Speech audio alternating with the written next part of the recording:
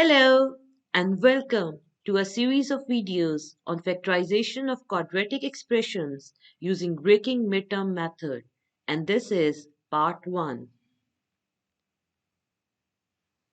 Before jumping onto the method, let's recap some previous knowledge.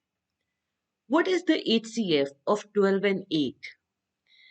Now, if we go down the memory lane back to class 4, 5, 6, we studied how to find HCF of two or more numbers. So we write the first number, we write the second number separated by the comma, and then we draw this table and we start dividing by the common factor. Common factor means the number in whose table both 12 and 8 comes. So 12 and 8 both comes in the table of 2. 12 when divided by 2 gives us 6. 8 divided by 2 is 4. Again, 6 and 4 have a common factor of 2. So 6 divided by 2 is 3. 4 divided by 2 is 2. Now 3 and 2 does not have any common factor except 1. So we stop over here. So what is the HCF? We multiply these two numbers and 2 into 2 is 4. So 4 is the highest common factor of 12 and 8. And what does it mean? वो 4 वो सबसे बड़ा number है जो कि 12 का भी factor है और 8 का भी फैक्टर है, यानी 4 वो सबसे बड़ा नंबर है जिसके टेबल में 8 भी आता है और 12 भी आता है. Now let's take it further and involve algebra in it. You can see variables. What is the HCF of 12xy and 8x? So again, we draw the table 12xy, 8x. Okay. First, we look at the numbers 12 and 8. They both come in the table of 2. So 12xy when divided by 2, what do we get? 2 ones are, 2 six are, and xy will come as it is. Similarly, 8x divided by 2 is 4x. 8 divided by 2 is 4 and x as it is.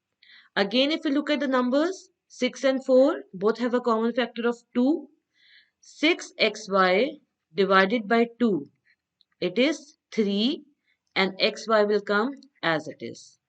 Now 4x divided by 2, try to do it mentally now. What is 4x divided by 2? It is 2x. Now if we look at the numbers, we can't divide any further. 3 and 2 don't have any other common factor except for 1. Now look at the variables. Is there any variable which is common to both these terms? Yes.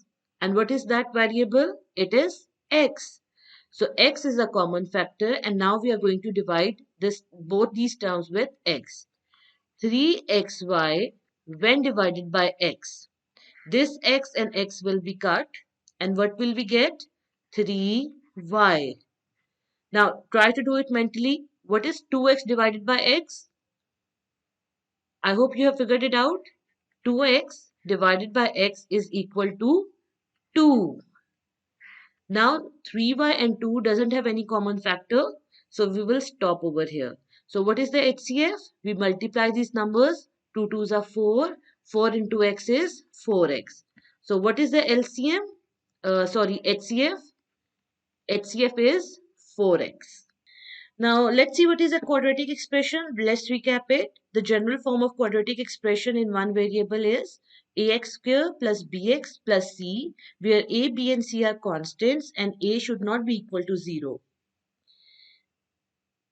Because if a is equal to 0, then this expression will become a linear expression.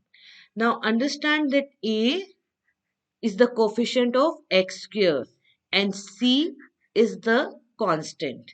And this term is known as the midterm. So a is the coefficient of x square, c is constant, and this one, the term in the middle, is called midterm. So now let's move on to the method, breaking midterm method. These questions have been taken from New Secondary Mathematics by Oxford.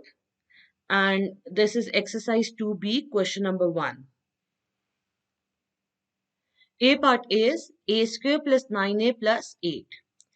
So the first step is कि हम पहले HCF find करेंगे numbers का. Numbers का मतलब है a square का coefficient which is 1, 9a का कोफिशिएंट which is 9 और कांस्टेंट यानी कि 8. तो 1, 9 और 8 का HCF हम फाइंड करेंगे तो दैट इज 1, क्योंकि 1, 9 और 8 1 के अलावा किसी और टेबल में नहीं आते. अगर तो HCF 1 है तो हम नेक्स्ट स्टेप पे चले जाएंगे. अगर HCF 1 के अलावा कुछ और है, अगर तीनों नंबर्स में कोई ना कोई कॉमन फैक्टर है तो पहले हम उसको कॉमन लेंगे and we are going to see it in the third part. जो वीडियो का थर्ड पार्ट है उसमें इस आगे क्वेश्चंस आएंगे.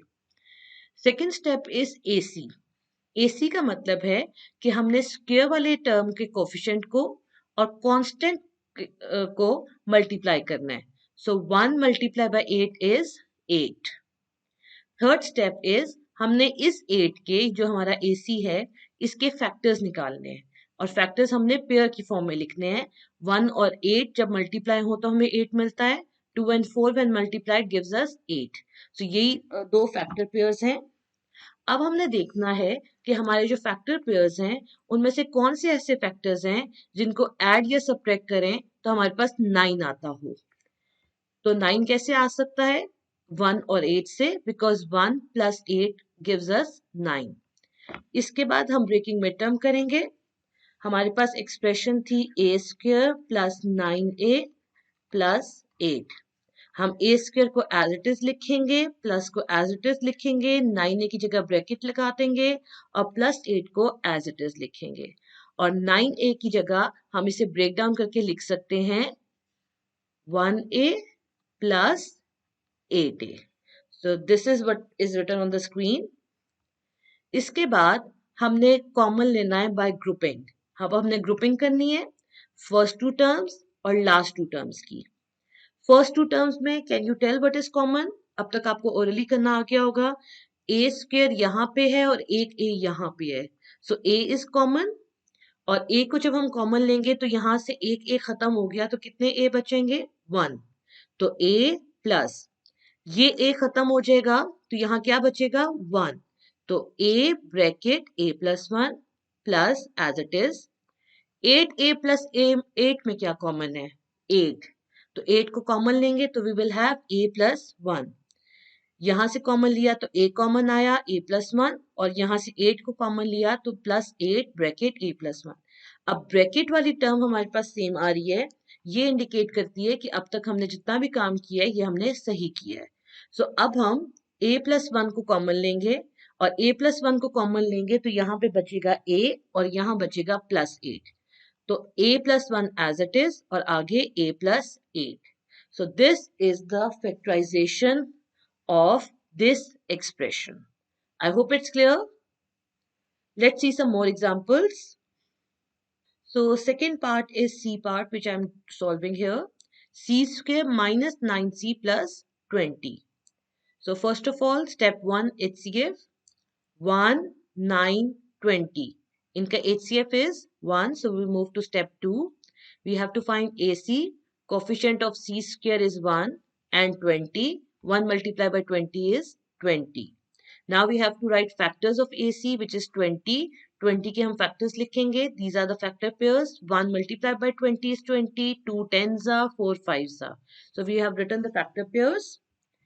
Now we have to choose the factor which one added or subtracted gives us 9. इससे 9 आ सकता है 20 और 1 को add या subtract करने से? नहीं. 2 और 10 को ऐड करने से या सब्ट्रैक्ट करने से 9 आ सकता है? नहीं. 4 और 5 को ऐड करने से 9 आ जाता है. सो हम अब ब्रेकिंग में टर्म करेंगे. हमने c स्क्वायर को एज इट इज लिखा, हमने इस माइनस को एज इट इज लिखा, 9c की जगह ब्रैकेट लिखी और प्लस 20 एज इट इज लिखा. और 9c की जगह जो हमने ब्रैकेट लिखी थी 9 हमें कैसे मिल रहा है? 4 और 5 को ऐड करने से. So we will write 4c plus 5c. अब ब्रैकेट ओपन करेंगे. ब्रैकेट से पहले माइनस साइन है तो अंदर वालों के साइन चेंज होंगे. c स्क्वायर -1 जब 4c से मल्टीप्लाई होगा तो -4c, -1 जब 5c से मल्टीप्लाई होगा तो -5c plus 20 as it is. अब फर्स्ट टू पेयर्स और लास्ट टू पेयर्स में से हमने कॉमन लेना है। फर्स्ट टू पेयर्स में से क्या कॉमन आ रहा है? सी यहाँ पे दोनों में है, सी कॉमन होगा, और जब हम सी को कॉमन लेंगे तो क्या बचेगा ब्रैकेट में? यहाँ पे एक सी बचेगा और यहाँ पे -4 बचेगा। सो सी ब्रैकेट सी -4। अब यहाँ पे हमारे पास माइनस साइन है, तो जब हमने कॉमन लेना है तो हमने माइनस को भी कॉमन लेना है। हम -5 को कॉमन लेंगे क्योंकि 5 जो है कॉमन फैक्टर है 5 और 20 का। सो -5 को जब हम कॉमन लेंगे तो हमारे पास ब्रैकेट में क्या आएगा? c -20 साइंस चेंज हो जाएंगे। ब्रैकेट से पहले जब माइनस होता है तो साइन चेंज होते हैं। इसी तरह जब हम ब्रैकेट से पहले माइनस लिख रहे हैं, हम माइनस को कॉमन ले रहे हैं, तो तब दोबारा साइन चेंज होंगे। इसको मैं आपको इस तरह से भी दिखा देती हूँ, जो एलसीएम मेथड था, c² -4c था अगर हमारे पास हो, तो कॉमन क्या आता है इन दोनों में? c कॉमन आता है। c² को c से डिवाइड करें तो c, -4c को c से डिवाइड करें तो 4।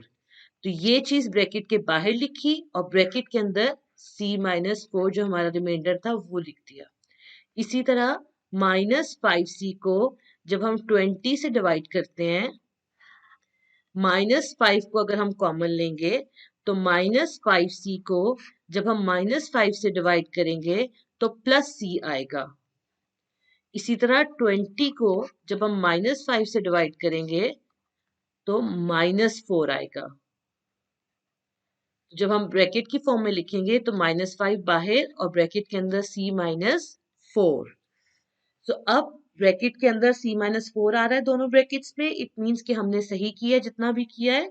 तो c -4 को कॉमन लेंगे तो क्या बचेगा दूसरी ब्रैकेट में? c -5। So this is our factorised form. Now look at E part. E part is f² + 6f - 16। HCF लेंगे 1, 6 और 16 का तो 1 आता है। हम स्टेप 2 पे जाएंगे। AC अगर फाइंड करें, f² का कोफिशिएंट 1 है, 1 × 16 is 16। अब हम फैक्टर्स निकालेंगे 16 के। These are the factor pairs.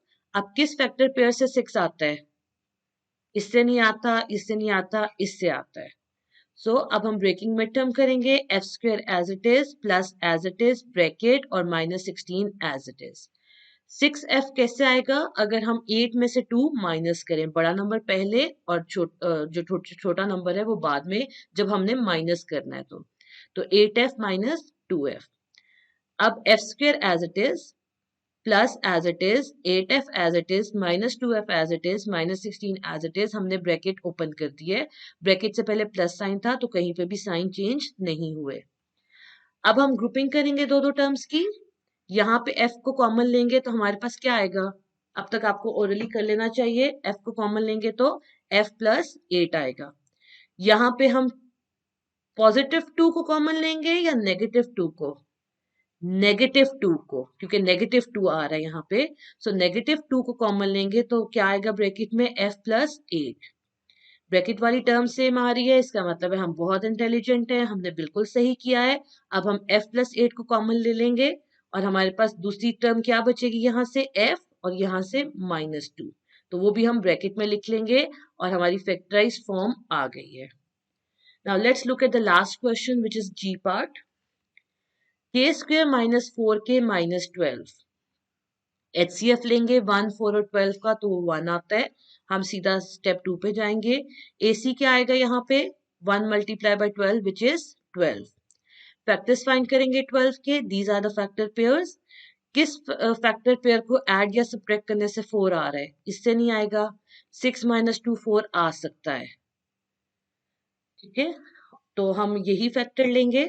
अब हम ब्रेकिंग मिड टर्म करेंगे, k² as it is minus as it is bracket और -12 एज इट इज। अब ब्रैकेट के अंदर हम क्या लिखेंगे? हमने 4 बनाना है तो 6k - 2k। ब्रैकेट से पहले माइनस साइन है, माइनस दोनों के साथ जब मल्टीप्लाई होगा ब्रैकेट ओपन होगी तो साइन चेंज होंगे। -1 जब 6 से मल्टीप्लाई होगा तो -6 और -1 जब -2k से मल्टीप्लाई होगा तो +2k। अब फर्स्ट टू टर्म्स में क्या कॉमन है?